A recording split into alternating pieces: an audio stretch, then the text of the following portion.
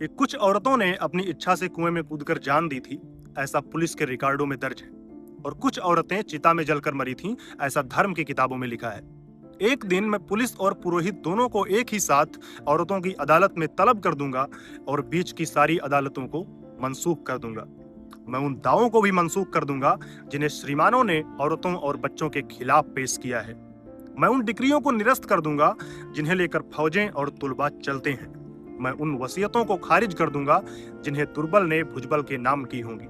मैं उन औरतों को जो कुएं में कूदकर या चिता में जलकर मरी हैं, उन्हें दोबारा जिंदा करूंगा और उनके बयानात को फिर से कलमबद्ध करूंगा कि कहीं कुछ छूट तो नहीं गया, कि कहीं कोई भूल तो नहीं हुई है, कि कहीं कुछ बाकी तो नहीं रह गया।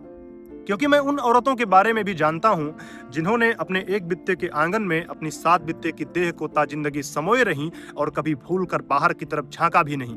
और जब वो बाहर निकली तो औरत नहीं, उसकी लाश निकली, जो खुले में पसर गई है मां मेदिनी की तरह। एक औरत की लाश धरती माता की तरह होती है दोस्तों, जो खुले में फैल जाती है थानों से लेकर अदालतों तक। मैं देख रहा हूं कि जुल्म के सारे सबूतों को मिटाया जा रहा है।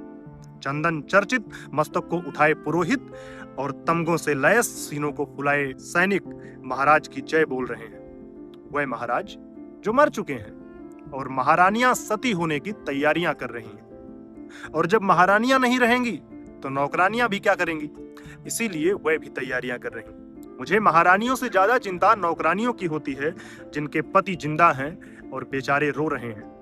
कितना खराब लगता है एक औरत को अपने रोते हुए पति को छोड़कर मरना, जबकि मर्दों को रोती हुई औरतों को मारना भी खराब नहीं लगता। औरतें रोती जाती हैं, मर्द मारते जाते हैं। औरतें और जोर से रोती हैं, मर्द और जोर से मारते हैं। औरतें खूब जोर से रोती हैं और मर्द इतनी जोर से मारते हैं कि वह मर जाती हैं। इतिहास में वो पहली औरत कौन थी जिसे सबसे पहले जलाया गया, मैं नहीं जानता, लेकिन जो भी रही होगी मेरी मां रही होगी। पर मेरी चिंता यह है कि भविष्य में वो आखिरी औरत कौन होगी जिसे सबसे अंत में जलाया जाएगा, मैं नहीं जानता, लेकिन जो भी होगी मेरी बेटी होगी और मैं ये होने नहीं दूंगा।